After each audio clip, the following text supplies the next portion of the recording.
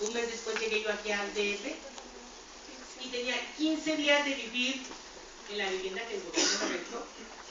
Salí a llevar a Caleta a la escuela cuando venía de regreso y de entrar, y algo me hizo voltear por instinto, y lo primero que veo es una navaja.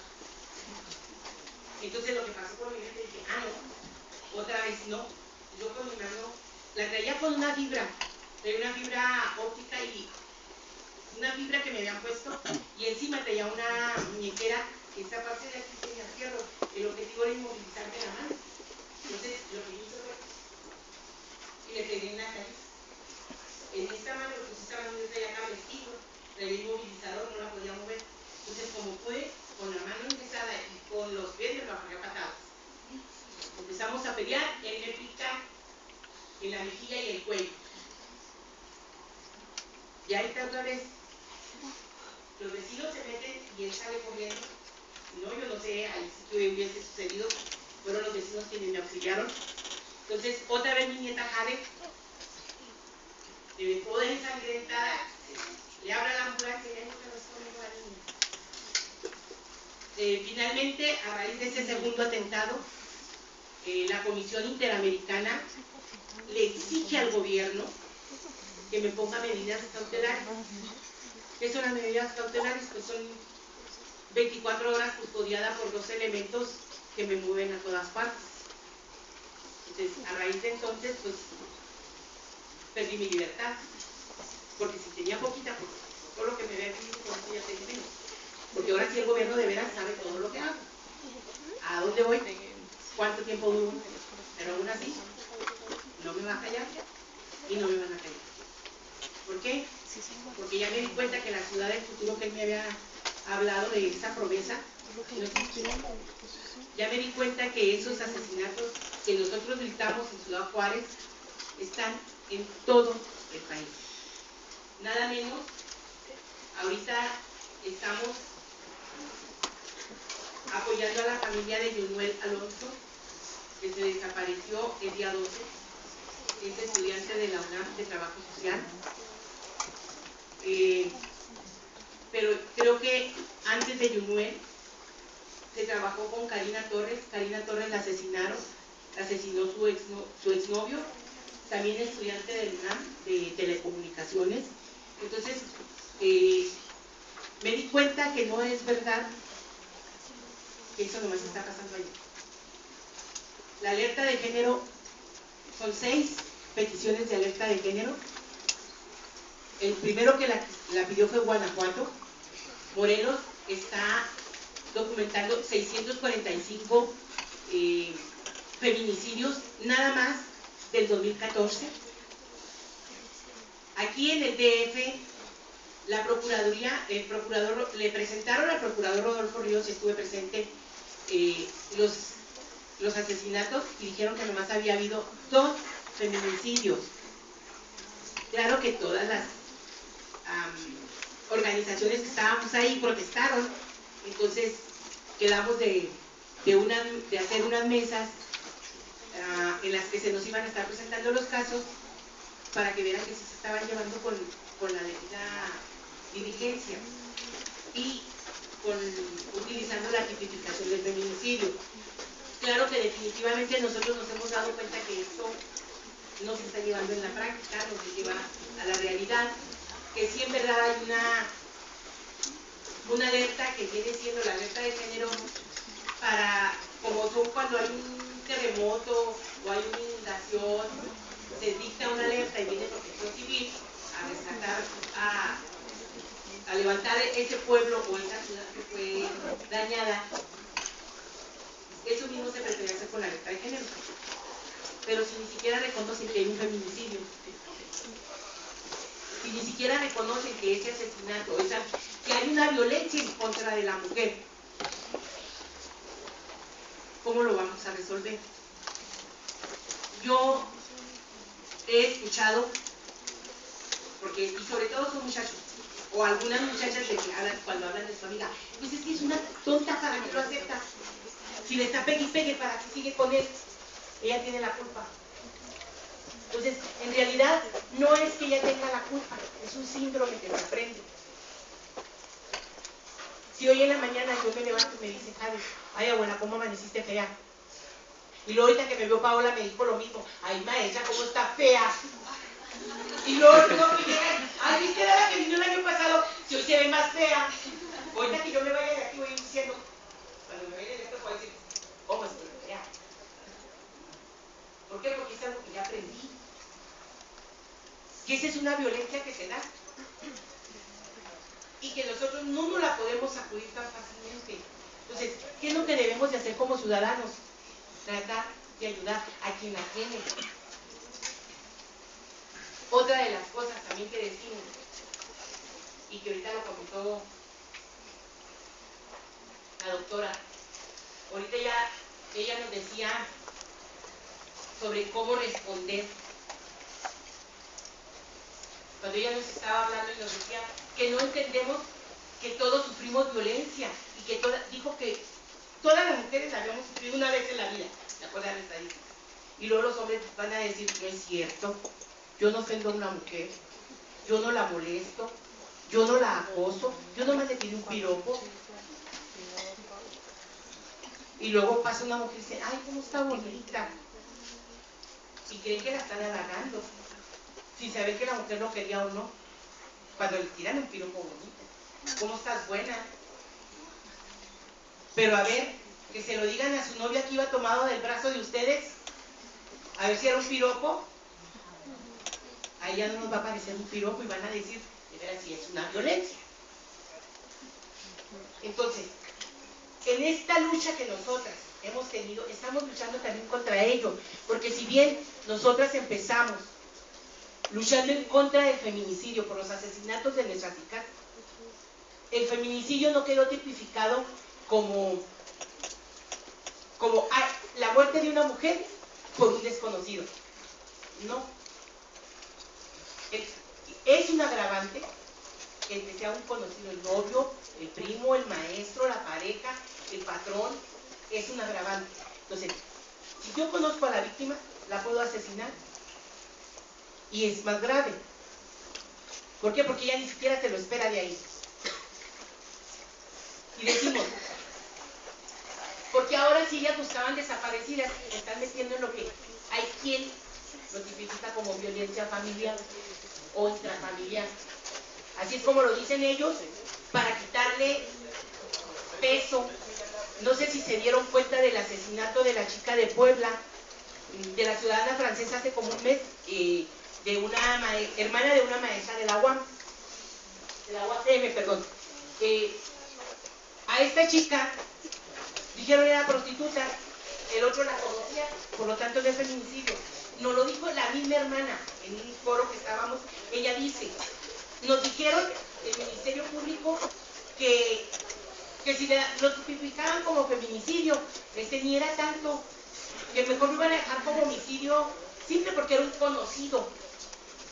Yo me quedé pensando, independientemente de que si de veras era o no era el asesino que ellos decían, que si la tipificación del feminicidio dice que si la víctima lo conoce, le dan 60 años de cárcel,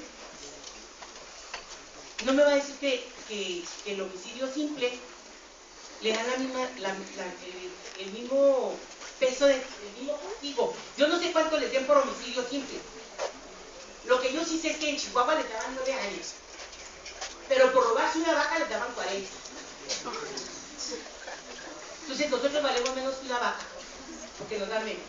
Por eso fue que como organización también empezamos a trabajar con otras violaciones a los derechos humanos, que ya no digan es feminicidio, ya no es desaparecida nomás. ¿Por qué? Porque estamos viendo que el código penal que se tiene está medio rarito. El artículo 139 del Código Penal de Chihuahua dice que si un violador viola a una niña de 12 años y ella se dedica a la prostitución, no tiene castigo. Yo le alegaba a mi abogado, le decía, David, ¿cómo es posible que todavía estemos permitiendo a estas alturas que se pueda decir eso? O sea, a los 12 años no me van a decir que la niña se levantó y dijo, ay, yo quiero ser prostituta para tener dinero. No, a esa edad la niña no piensa en eso, las niñas piensan en otro tipo de cosas. A lo mejor sí es cierto que sus hormonas están muy alborotadas, pero no para ir a acostarse con un viejo, sino con un jovencito, un niño igual que ella. ¿Por qué? Y eso porque quieren conocer. Entonces, ¿cómo puede ser posible que permitamos que el Código Penal no diga eso? O sea, como les digo, como les comenté hace rato, yo no sé cambiar leyes. Ni tengo ni la menor idea de cómo lo pueden hacer.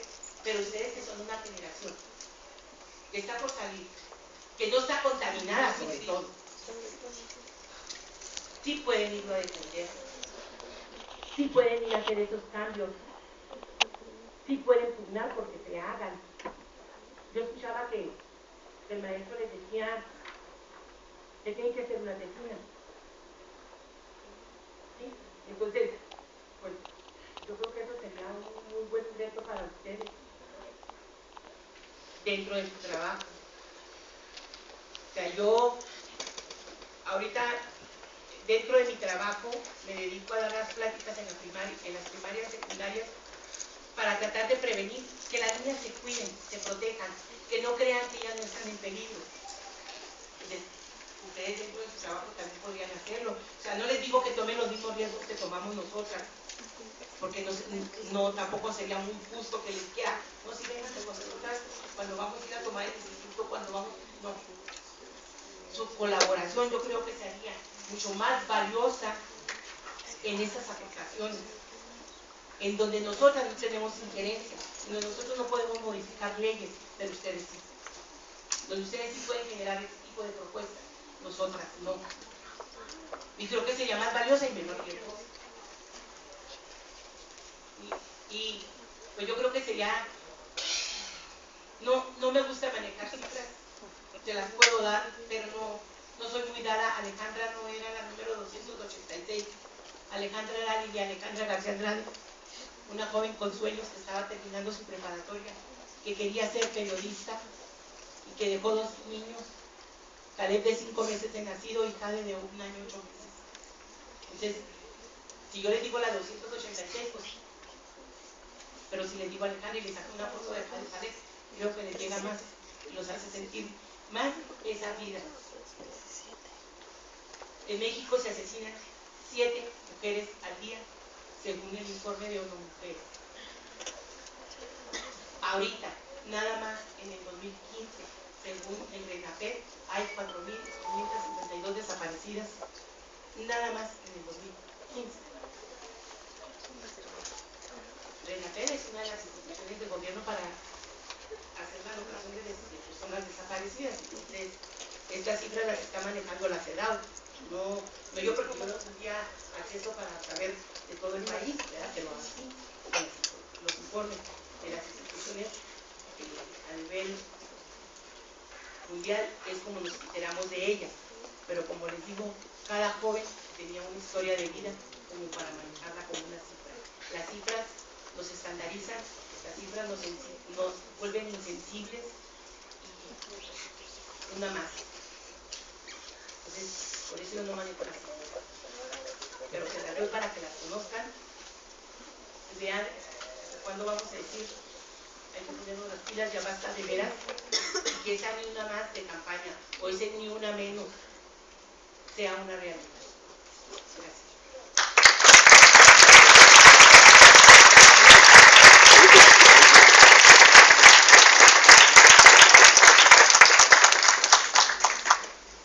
Quedan ahí ustedes una invitación para cómo orientar sus reflexiones en el derecho. Por ejemplo, aquí veo dos buenas posibilidades de tesis. Cómo argumentar que no escriba el homicidio, por ejemplo, y de esa manera echar a andar precisamente para al menos lograr una pequeña investigación al respecto. Necesito recordar, ¿verdad? Vean otra vez más este asunto de las reglas mínimas de investigación y fiscal en homicidios. Yo les había leído algunas, por ejemplo, este asunto de obligatoriedad por parte de las autoridades, como se llama el principio de legalidad, de tal manera que se llegue de oficio en cualquier investigación, cuando haya una noticia criminal,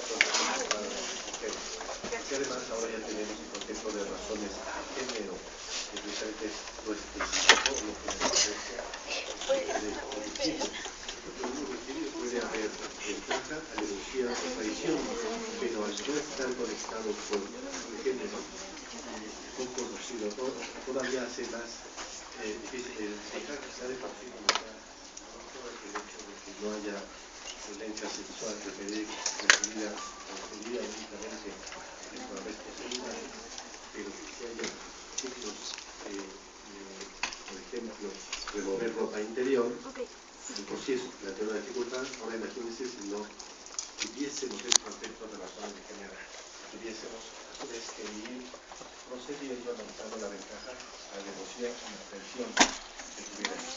Esta ha sido una discusión que creo que esta idea de razones de género en 325 del Código Penal federal. Respecto de la regla, en el sentido de la regla sexta de mejores prácticas para tener ese tipo de casos. Esta se refiere al derecho al acceso a la justicia que tienen las víctimas. En específico, me imagino que pudiese dar como resultado actos tales como el siguiente. Vean, dice que esa regla traería un comportamiento del profesional de esta manera. Dado que la mujer llega con una ausencia de conciencia de la situación de violencia, o la negación de la situación de violencia, el profesional tiene que ayudarle a relacionar su metodología moral o física con la situación de violencia. Además, con todo un procedimiento de tal manera que no haga entrar en crisis. Además de ofrecer criterios para que pueda analizar lo que es maltrato y lo que es buen trato. Imagínense entonces un ministerio público, ya no digamos un ministerio público, las personas que están en los centros de atención a víctimas de violencia familiar pudiesen tener esta. En todo caso, vean la obra de Cristian, ahí se define con las llaves que además, vean, cuando la mujer empieza a tomar conciencia de esa pero que pronto vea aplastada por una imposibilidad de cambio, o sea que siempre que no puede cambiar y que está respira, entonces el profesional tendría que reaccionar facilitando la situación de recuperación, precisamente miedos, expectativas, dificultades. De tal manera que le lleve a entrar a visualizar el ciclo de violencia en el cual estuvimos. Bueno, una pequeña muestra de hacia dónde deberíamos ir. Pienso que aquí sería otro buen motivo de reflexión, de recuperar convenciones y mejores prácticas a nivel internacional y ubicarnos no solo como futuros sujetos procesales en los que ustedes van a convertir, sino a nivel de exigencia respecto del actuar de las autoridades. Sobre todo si ustedes van a ser asesores jurídicos de la víctima. Bien, no solo eso pasa, o quisiéramos que, digamos, utilice como entusiasmo tanto estudiantes o simplemente personas interesadas en el tema. También, como dije, ahora sí referido a la academia, en la persona de Carla Paula, tenemos una estudiante, ella es estudiante de sociología, que, entre otras cosas, se ha interesado por ese tipo de comentarios que da ella la razón. En todo caso, el punto es que comenzó un proceso de análisis y de formación, más que de análisis de información, de preguntas. De manera que había una serie de preguntas de la situación concreta, había, como es natural, respuestas a ese ciclo, problema, hipótesis. De tal forma que se ha metido en esta tarea de brindar resultados de reflexión sobre documentación. Forma su carrera de estudiante universitaria y lo que espera, lo que dice ella que más quiere hacer, en este caso dice ella que se como una doctora futuro, y entonces pues, me parece bien en este sentido de dónde quiere desarrollar su expresión no solo académica sino de investigación. En fin, el punto es que, como dije, es la oportunidad de escuchar a la comunidad universitaria estudiantes para mirar cómo van configurando los intentos de investigación y de abordaje de este tema. Son una gestión operativa, sobre todo los que están parados en la entrada, hay esto que es estrado, lo apagas y se apaga esto, ¿cierto? Lo que aquí y prender eso. Ah, sí. Claro, si tuviera acá altísimo espacio. En todo caso, para empezar ayúdenos con las luces, solo ese que dice estrado, por favor, que es el único que necesitaríamos. El resto puede permanecer prendido. Bueno, en todo caso, usted, Paola, Carla Paola, por favor. Bueno, voy a comenzar. ¿Sí tenemos el video, Paco? Voy a comenzar, es un video de 3 minutos. Me gustaría que lo vieran con atención. Es un video de Revolución 3.0, dura 3 minutos.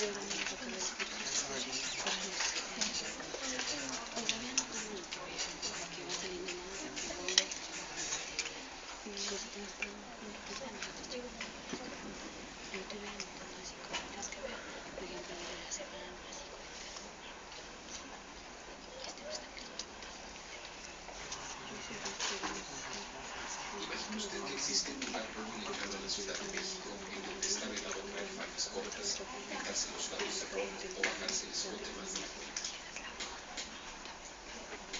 Ahora imagine que un día, por golpe de suerte, una mujer joven, quizás divorciada, trabajadora, madre soltera o estudiante, decide desafiar a su propio destino y en una calle oscura, sola, decide exhibir su sensualidad con total imprudencia. A la vera de belleza, usted toma la decisión de desarrollar esa imagen que se pavonea junto a un lote cercano, oscuro. ¿A dónde vas tan sola, chiquita? Lupita. Ahora la hierba crecida, seca y cómoda lo invita a tumbarse junto a ella. Su paciencia frente al deseo se rompe, la obliga a tirarse al suelo, desea golpearla y violarla. Lo hace. En sus ojos perdidos de dolor, cuando ya ha tomado posesión sobre ella y la penetra felizmente, descubre que en su cabeza se revuelca la imagen del agresor. Es usted que le respira encima. Acabando de satisfacerse, una vez que ella yace entre jirones de ropa, nota que esa carne adormilada por el terror respira una profunda ansia de venganza. Tal vez eso a lo que llaman justicia. Pero usted recuerda que desde que inició todo, siempre llevó la delantera. Así que con una pesada roca, en el silencio de la noche, decide acabar con su vida. Toma la roca entre sus dos manos y las blande al aire como una porra. Es usted fuerte y golpea con fuerza. Se escucha el crujido de los huesos del cráneo. Repite la operación 3 veces. El cuerpo apenas exhala un débil crujido y muere al instante. Después, alejándose de aquel charco de sangre regado de cabellos y materia encefálica, abandona a su amante pasajero. Se despide con la angustia entre labios. Ahora teme que alguien haya podido seguir o notar lo que acaba de hacer. Pero, oh sorpresa, después de semanas, nada pasa. Una vez que va olvidando su primer asesinato, usted descubre que en el Estado de México, entre los municipios de Chalco, Neza y Chimalhuacán, a las mujeres se les puede asesinar por el simple hecho de traer las faldas cortas, por poner un ejemplo. Cualquiera sea la excusa, ahí es posible matarlas y hacer con ellas lo que uno quiere, porque son carne fácil, porque nadie investiga ni castiga. Desde luego, usted siempre tendrá la seguridad de seguir haciendo. ¿Por qué? Porque sencillamente está en el imperio del feminicidio. Nos ayuda a prender la luz, por favor. Gracias. Voy a comenzar con mi presentación.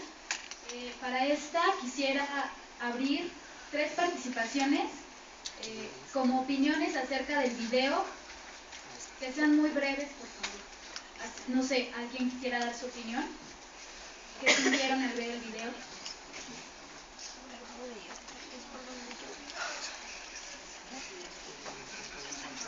Para dialogar. Estos 5 décimas en la calificación final.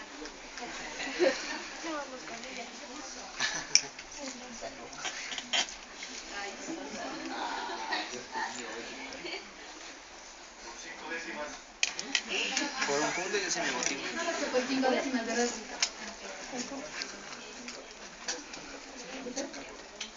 Va a ser muy breve.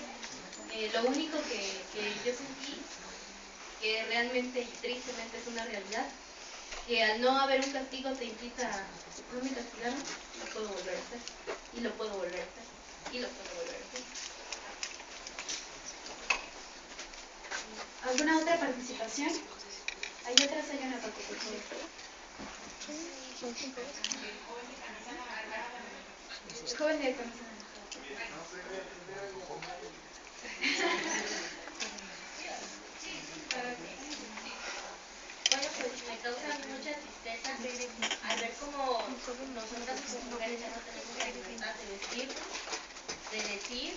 o de actuar como nosotros queramos.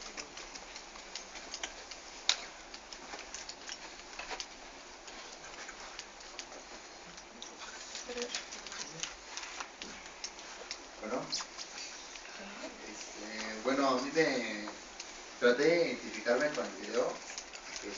Creo que fue más que nada el objetivo. Entonces, imaginarme que yo era ese tipo que trataba de satisfacer posiblemente una necesidad por creer que una mujer es menor a mí. Traté de ponerme en ese estereotipo. Entonces llegué a la conclusión de que, pues, pese al sistema que estamos viviendo, en donde, pues valga la redundancia mencionar que estos tipos solo se preocupan por cómo aprobar leyes para el acumulamiento de sus recursos económicos y dejándonos que nosotros como pueblo nos envolvamos en una esfera donde no encontramos salida. Este es uno de los grandes estallamientos que se ha dado hoy en día, es la violación hacia las mujeres, no darles un lugar como tal. Y vamos, pues, no estoy a favor del machismo ni del feminismo, y creo en una equidad que tanto hombre como mujer puedan tener los mismos derechos. Es algo que me llama mucho la atención. Y pues simplemente me gustaría que por parte de lo que es en leyes fuéramos viendo todos esos aspectos a nivel nacional, porque hay muchos municipios donde se dan todo este tipo de situaciones en abuso en contra de las mujeres, ¿no? La última participación a la compañera de atrás. Muchas gracias. Buenas tardes. Primero que nada, muchas gracias a todos los organizadores y los que están teniendo que ver con esta presentación, porque es maravilloso que en este espacio que es la universidad tengamos acceso a esta información de tan primera mano. Yo estoy haciendo mi tesina sobre desplazamiento interno forzado y creo que las causas del feminicidio y todo tienen que ver, son más o menos las mismas. Y yo he pasado de la sorpresa, una vez que empecé a rascar el tema, porque pues, son cosas que cotidianamente uno no sabe. Si llega a ver las noticias se ve solamente como nota roja, y eso es terrible, ¿no? Y por otro lado, pues la desorganización que tenemos como sociedad para reclamar nuestros derechos. Me da mucho gusto que existan estas organizaciones. Y bueno, pues la invitación a todos los compañeros a que nos enteremos de las cosas y nos organicemos para poder hacer cambiar las leyes como abogados, ¿no? Argumentar debidamente. Y, en la organización creo que está nuestra mejor defensa como país, porque si esperamos a que el gobierno por sí solo haga las cosas, pues vamos a esperar el sueño de los justos, ¿no? Muchísimas gracias y señora, de verdad estoy con usted y como mexicana me siento comprometida. Gracias. Bueno, vamos a continuar con mi presentación. Gracias, Paco, por ayudarme con las participaciones. Esta ponencia está dedicada a Gabriela Benítez Vicuña, torturada y quemada viva el martes pasado en el municipio de Catepec. Bien, violencia de género y feminicidio en el Estado de México. He titulado mi presentación Arte, Cultura y Juventud para la Transformación de Realidades. Por definición, aunque ya nos quedó claro con las voces expertas en la mesa, podemos decir brevemente que el feminicidio es la cara extrema de la violencia de género. Es el asesinato violento por la condición natural y social de ser mujer. Aunque mi ponencia no está orientada a los datos, sí voy a hacer un acercamiento numérico. Según datos del Sistema Nacional para Prevenir, Atender, Sancionar y Erradicar la Violencia contra las Mujeres, en el año 2012. Decidí este año porque en el 2011 ocurrió la tipificación en la mayoría de los estados de la República Mexicana. Entonces quise ver un primer conteo para el año 2012. Se contabilizaron para este año en el Estado de México 563 asesinatos por cuestiones de género. De estos, 133 ocurrieron en el municipio de Catepec, es decir, es el de mayor incidencia feminicida en este tiempo, el municipio más peligroso peligroso para las mujeres. Sin embargo, esta cifra no es reconocida por las autoridades, pues la cifra reconocida y emitida por el Ayuntamiento de Ecatepec, como lo pueden ver en su página electrónica, en su informe histórico, es de 60 mujeres asesinadas por cuestiones de género. Existe entonces una confusión en la información, ¿no? Podemos confundirnos, porque estamos viendo en los periódicos no un asesinato, no una nota roja que es de feminicidio, que no mencionan como tal, no una, dos, tres, cuatro en cada periódico. Entonces, cuando vemos las cifras que reconoce el ayuntamiento, hay un problema, no hay transparencia, no hay confianza en las autoridades correspondientes, mucho menos en sus reportes.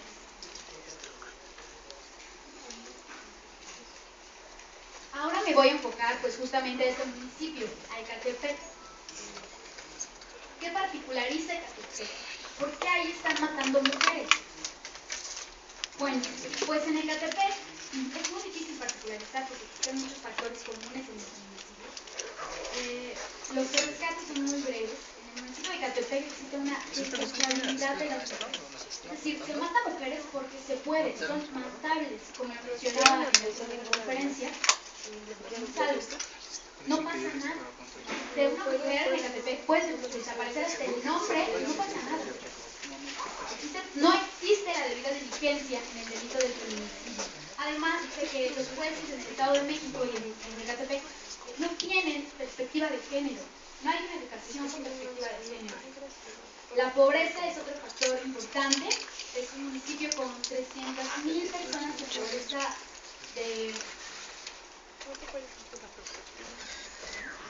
Es un municipio con 300,000 personas en pobreza de capacidades, es decir, su ingreso solo les permite ciertos rubros, la alimentación específicamente, pero no les permite la recreación, la educación, el arte, etc. Y en pobreza extrema, 3 personas. Sumado a ello, el desempleo se concentra en los jóvenes que se ocupan entonces en actividades informales. Si vemos así el panorama económico, pues el contexto es de caos en Ecatepec. Bueno, además la educación es precaria, no hay universidades públicas en este municipio, las pocas que hay son privadas y de mala calidad, y la infraestructura de la educación básica y de la educación media superior es carente de infraestructura de las instituciones educativas. Además, y esto es muy triste, existe un miedo permanente en los habitantes de Ecatepec y en las habitantes de Ecatepec. Pero este miedo permanente deviene de una cultura, de la cultura del silencio, que a la vez nos hace cómplices. Porque bueno, en Ecatepec se desayuna, se come y cena violencia. A este respecto tenemos algunas leyes que daré lectura, como la Ley General de Acceso de las Mujeres a una Vida Libre de Violencia. El objeto de esta ley, en palabras acotadas, es prevenir, sancionar y erradicar la violencia contra las mujeres, así como sus principios y modalidades para garantizar su acceso a una vida libre de violencia que favorezca su desarrollo y bienestar conforme a los principios de igualdad y de discriminación. Ese es el objetivo general de esta ley, que los invito a leer, está en internet, está en PDF y son 30 cuartillas, es muy breve. Dentro de esta ley general encontramos en el capítulo 5, se titula de la violencia feminicida y de la alerta de violencia de género contra las mujeres que mencionaban ya en esta mesa. El artículo 22 define la alerta de género como el conjunto de acciones gubernamentales de emergencia para enfrentar y erradicar la violencia feminicida en un territorio determinado.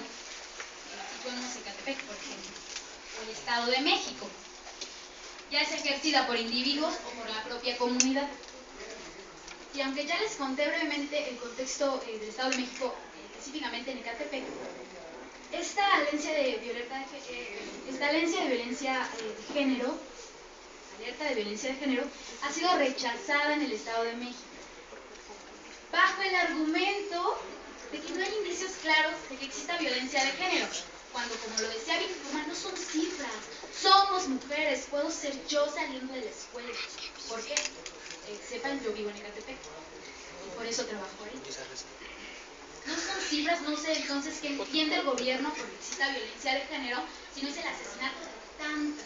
Si no fuera el asesinato de el asesinato de una mujer, debería bastar para evidenciar que hay violencia de género en esa localidad, en ese municipio, en ese estado. Bueno, a este respecto, hablaba del miedo. Pues el miedo tiene muchos caminos. El miedo paraliza. Entonces tenemos la cultura de la que hablaba del silencio y la complicidad. O el miedo impulsa. Cuando se adquiere conciencia de sí y hay un reconocimiento de lo que podemos hacer y desde nuestros lugares de mirada, cuando se adquiere esa conciencia de sí, yo decidí que a mí el miedo no me paralizaba. Y además noté que no estaba sola. Así nace la Red de Denuncia Feminicidios Estado de México, de reciente creación. Antes era el trabajo en conjunto, o es el trabajo en conjunto de otras personas, de la Preparatoria 128, del profesor Manuel Amador principalmente, un espacio educativo, se brindó un taller, y de ahí, bueno, nacen muchas actividades que podemos hacer en conjunto. La Red de Denuncia Feminicidios está constituida por seres libres, basada en la interdisciplinariedad, la libertad, la dignidad, mediante actividades artísticas, de educación y políticas. Bueno, voy a presentarles algunas imágenes. ¿Me pueden ayudar con las luces, por favor?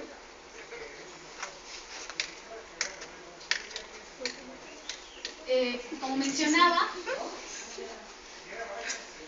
las actividades se basan mediante el arte, la educación y la política. Esta es una actividad, es un performance, se le apuesta a los performance, porque permiten la denuncia pública.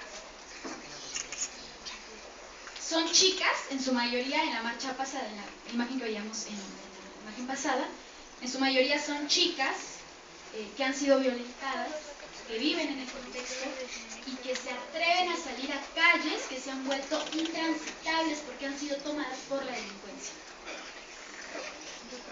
Mencionaba que también le apostamos a los performances. ¿Pero por qué los performances? ¿Qué tienen de especial? Porque es otra manera de contar un problema tan grande, tan doloroso y que quiere ser invisibilizado. Es tomar las calles, esas calles que son públicas, que sin embargo ahora son intransitables.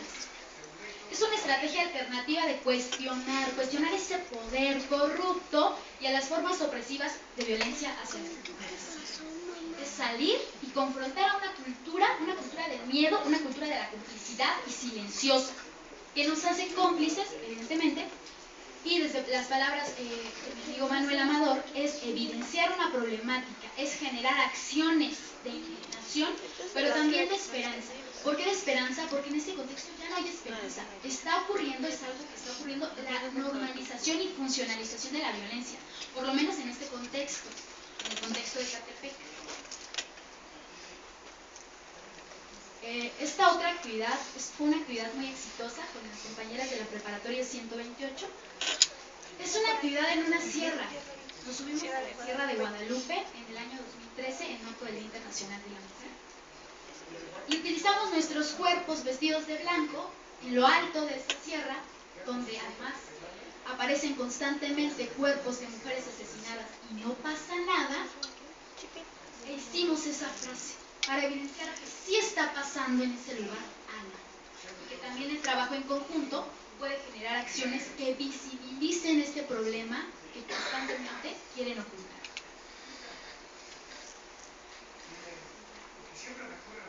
En esta actividad y en muchas utilizamos el cuerpo. ¿Pero por qué el cuerpo? Como ya mencionaron las expertas, en el feminicidio hay un odio contra el cuerpo de las mujeres. Por eso esa violencia marcada en los cuerpos, porque quieren dar un significado, quieren significar estos cuerpos de mujeres como suyos.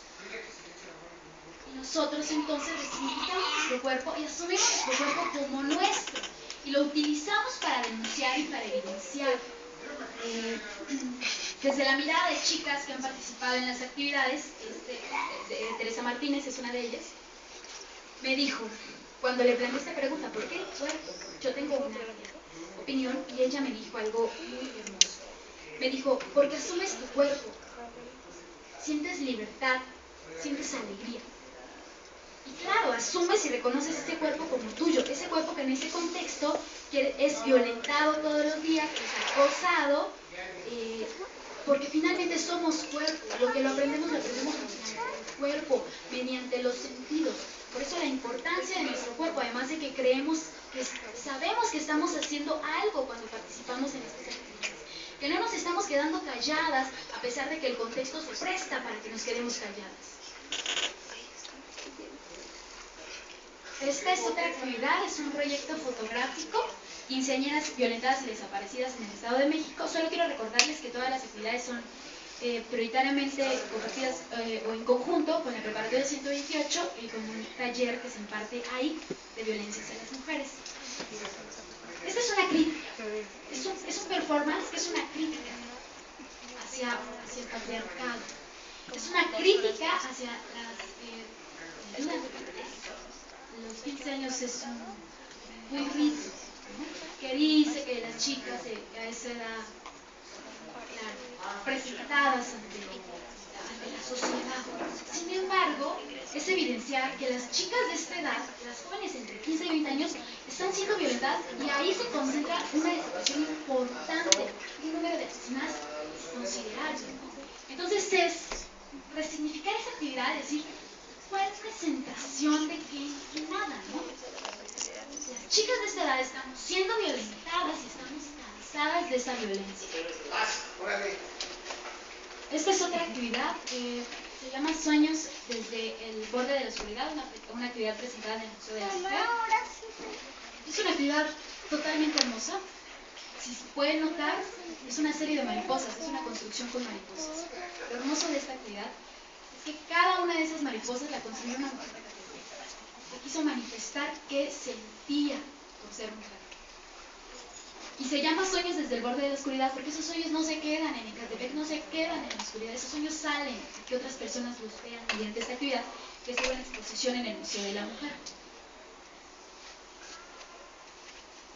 Y bueno, solo para invitarlos, la exposición fotográfica de las quinceañeras violentadas actualmente está del 14 de junio al 30 de julio del 2015 en el Metro Polanco, dirección El Rosario. Bueno, creo que a muchos nos quedará bien que venimos a la UAM, podemos pasar a darle un vistazo a esa exposición. Ahora vamos a hablar de los espacios públicos. Como ya mencionaba, es importante tomar los espacios públicos. Este es un parque, se llama Parque Bicentenario, también en el municipio de Ecatepec, que fue hecho para la convivencia, la recreación de las personas. Sin embargo, hoy por hoy es un nido de delincuentes. Tan es así que el viernes pasado, hace un par de días, asesinaron a 2 hombres y nada pasa, ¿no? Es un espacio intransitable y fue llevar esta actividad a ese espacio para evidenciarlo. Así como otros espacios. Me parece que era la mesa, San Pedro la Mesa. Es un lugar donde está normalizada la violencia. Y cuando vamos y intentamos pegar mariposas, pues nos tiran de a locos y nos dicen, ¿o mariposas crees que vas a cambiar el mundo? Sí, pero no solo a eso, pero ya lo explicaré más adelante. Y aquí es una actividad importante porque vas a donde están pasando las cosas y generas un diálogo con las personas que están siendo violentadas. Y entonces en ese diálogo se genera el reconocimiento del otro y de la otra. Se aprende enseñando y se enseña aprendiendo. Hay una educación y un contacto y un diálogo importante. Hay un diálogo del saber cuando vas a ese tipo de comunidades, en específico en esta actividad hubo eso, un diálogo de los saberes, un reconocimiento del otro, aportaciones en ambas partes, de ida y vuelta. Bueno, este es el conjunto de actividades. Las pueden consultar en mi página de Facebook, las fotografías, o en las páginas de Manuel Amador, de la red, me parece que hay algunas. Conjunto de fotógrafos. Sin embargo, a pesar de este trabajo, no es suficiente, chicos. No podemos solas, ni solos. No podemos, como organizaciones, no podemos, como tampoco podría el puro estudio universitario. No podemos. Solos no. Decía Guevara de la Serna que uno solo es ninguno. Por eso no es suficiente con la organización social. Es necesario, se hace necesario el trabajo en equipo desde las diversas disciplinas. Acciones en conjunto, ONG, sociedad civil, academia, activistas. Solo esas acciones en conjunto permitirán ampliar la comprensión y en un mejor momento la conceptualización de este problema social. Solo los aportes en conjunto. ¿Qué es lo que intenta esta conferencia? Que no es nada más de abogados, como lo mencionó el doctor Alejandro, sino que aquí hay compañeros sociólogos y sociólogas y de otras disciplinas de las ciencias sociales, porque fue una conferencia abierta, me parece que no hay solo abogados y abogadas. Así las cosas, mi manera, mi aporte, lo que yo puedo hacer es eso que mencionaba Norma y eso que mencionaba el doctor Alejandro. Mi manera de vincular estas problemáticas ha sido el estudio desde la formación sociológica en la que me encuentro, orientando mis nacientes líneas de investigación hacia el tema del feminicidio. He trabajado este tema, bueno, yo entré a la carrera sabiendo que iba a manejar este tema porque ya lo trabajaba en la organización social, pero se hace necesario que exista ese trabajo en conjunto, desde la universidad para afuera, para la universidad y en conjunto, ida y vuelta, no aislado. Quería presentarles un protocolo de investigación que estoy diseñando, es un borrador, pero creo que por cuestiones de tiempo voy a tener que resumir. Voy a tener que resumir. En el planteamiento del problema hago un recuento histórico desde Brian Russell, Marcela Lagarde, los estados más peligrosos, la clasificación del feminicidio y, bueno, en conclusión, voy a hablar en ese protocolo de investigación de la zona de la Cañada de Ecatepec, Estado de México. Es una zona, va a ser un análisis sociológico, un periodo de tiempo a partir del 2011 hasta el 2015, porque en el 2011 se da la tipificación y entonces ahí podemos empezar a hablar de feminicidio como tal. La zona de la Cañada es una zona que abarca 10 municipios, 10 colonias, y son colonias donde ocurren los feminicidios, concentra un alto número de feminicidios. O analizar esta zona, que además es una zona donde hemos trabajado muchas actividades, de hecho, en los performance. Bueno, como pregunta general, estoy acotando todo. Como pregunta general, ¿cuáles son los elementos sociales, jurídicos, económicos y culturales que contribuyen al crecimiento continuo de los feminicidios en la zona de San Andrés de la Cañada, Ecatepec, Estado de México? Tengo preguntas particulares, tengo una justificación, pero creo que es importante mencionar la hipótesis central. La hipótesis central es que el desentendimiento de las autoridades de San Andrés de la Cañada en Ecatepec, Estado de México, en el tema del feminicidio y la violencia hacia las mujeres han generado un clima de impunidad, inseguridad, violencia y aumento en el número de casos de feminicidio en este lugar determinado. Tengo hipótesis particulares, tengo avances en los objetivos, en las técnicas que pretendo utilizar, pero como les menciono es un borrador, todo se está escribiendo todavía, pero para allá va mi aporte, ¿no? Desde mi formación sociológica, pero también desde la organización social, desde esta mirada joven, para allá va mi aportación, lo que yo puedo dar a la sociedad.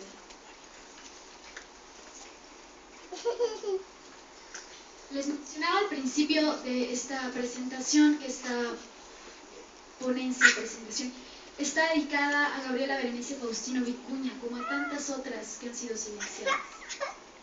Ante este caso que les comenté, estamos pidiendo una carta donde exigimos justicia. Esta carta está dirigida al gobernador del Estado de México.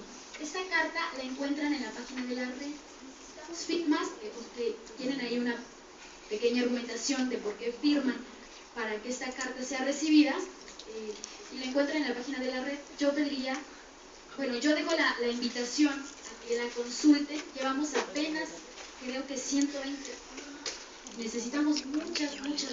Y esto es para un caso, pero son muchísimos los casos. Porque nos queremos vivas, nos queremos libres y una más. Gracias.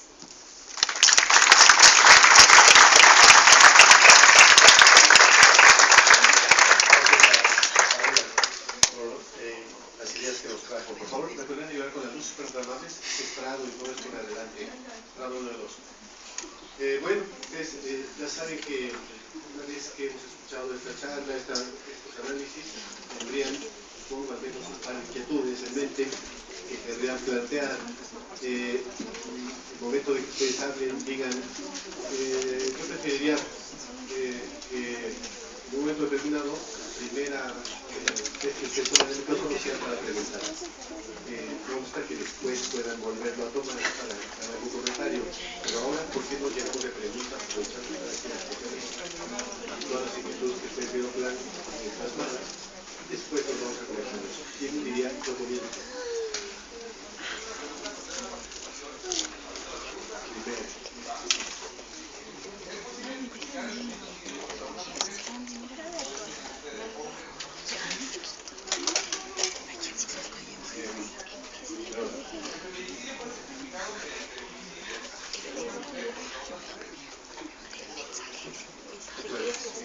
Empezamos las tres para que todos podamos participar. ¿Quién más? ¿Qué está que nos hace compañero? ¿Alguna vez? ¿O escuchamos? Ahí quizás surjan.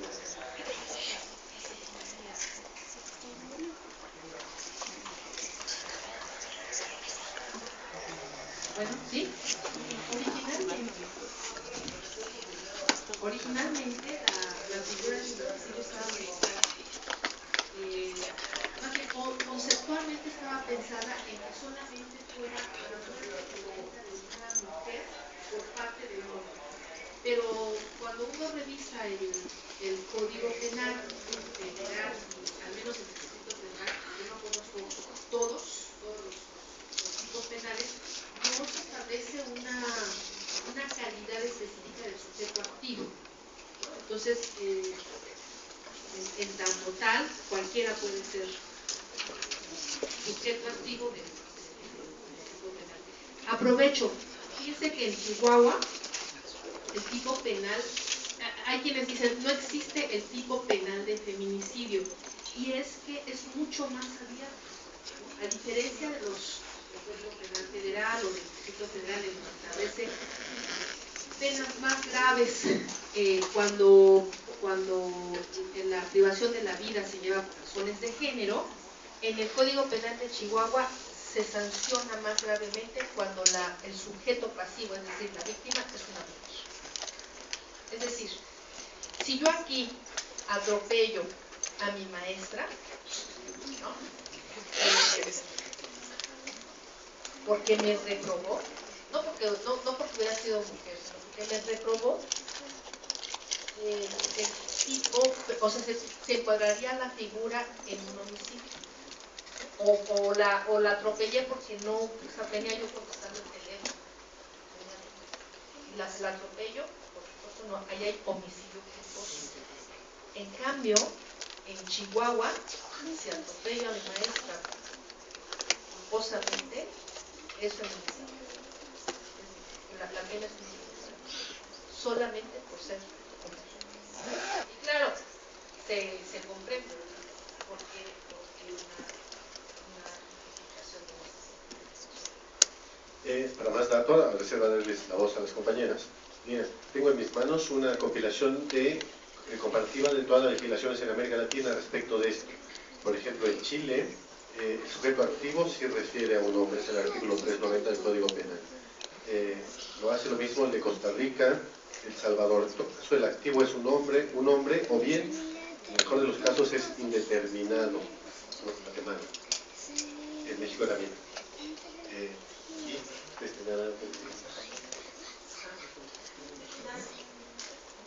Nada más, mira, el feminicidio, para que sea tipificado como feminicidio, tiene ciertas características. Entonces, tiene que haber violencia extrema en contra de la mujer, violencia sexual, no necesariamente, pero también lo pone como parámetro para ser visto como feminicidio, que sea expuesto el cuerpo o arrojado a la vía pública, expuesto o exhibido, y que sea arrojado a la vía pública. Entonces, todo eso también lo puede hacer una mujer contra otra mujer. Todo. ¿Sí? Había por ahí un problema en el Código Penal de Chihuahua que decía que no era violación si no había penetración con el miembro viril, pero después de muchas discusiones se llegó que había muchas maneras de violentar a una mujer aunque no fuera con el pene. ¿Sí? ¿Por qué? Porque muchas de las víctimas las violentaron con estacas, con palos, con escobas, con botellas. Entonces, por eso se cuestionó mucho esa definición, ese castigo que decían que era que solamente con la penetración del miembro viril. Entonces, una mujer puede violentar a otra mujer con un palo, con una escoba, con una botella, de misma manera. Entonces, sí puede ser otra mujer. Inclusive la violación no necesariamente tiene que ser penetración. O sea, imagínense el caso de en el caso de violación, el caso de una mujer o un hombre que sea obligado a la violación, ¿no? O sea, sí sabemos. Bueno, sí sabemos que es. Sexo oral, pues, ¿no? Practicarle sexo oral a un hombre o a una mujer.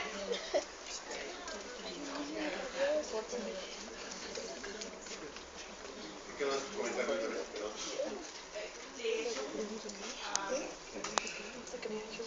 De hecho, aquí en el 2013 cerraron un bar en Polanco y tenían extranjeras, pero tenían 6 bebés. Tenían me parece que eran 4 niños y 2 niñas de 6 meses de edad, que los utilizaban, obviamente, para el sexo oral. Y ni modo que digan, a los niños no los penetraban, a las niñas tampoco, pero los utilizaban para eso. Y fíjense dónde fue, aquí, por la. Bueno, porque no hice esto comentario una vez, a veces van a esperar más preguntas.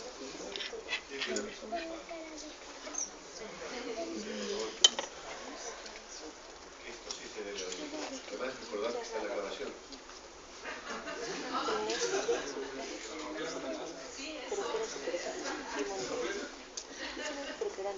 Buenas tardes. ¿Se escucha? Quisiera empezar diciendo que bueno que está la grabación. Igual me he enredado un poco porque no voy a ser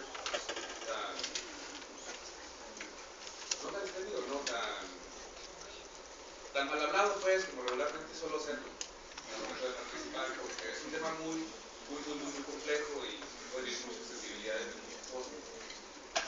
Entonces sí voy a tratar de cuidar muchísimo más el lenguaje de lo que regularmente lo hago cuando tomo la palabra.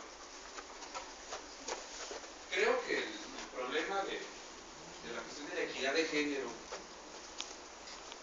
es un problema bastante complejo y tenemos que abordarlo de manera integral. Y es bastante complejo porque al menos a mí se me ocurren dos formas de abordarlo, por lo menos dos características para abordarlo y estudiarlo. De un lado, la concepción psicosocial, cultural, y del otro lado, la cuestión jurídica.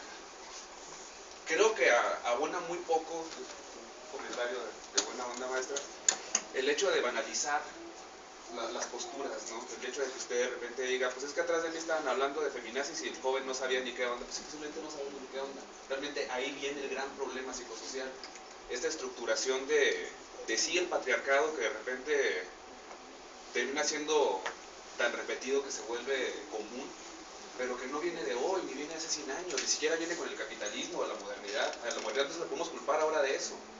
Realmente la estructuración patriarcal viene desde muchísimos siglos antes. Nuestro lenguaje está construido en torno a eso, nuestras familias están construidas en torno a eso.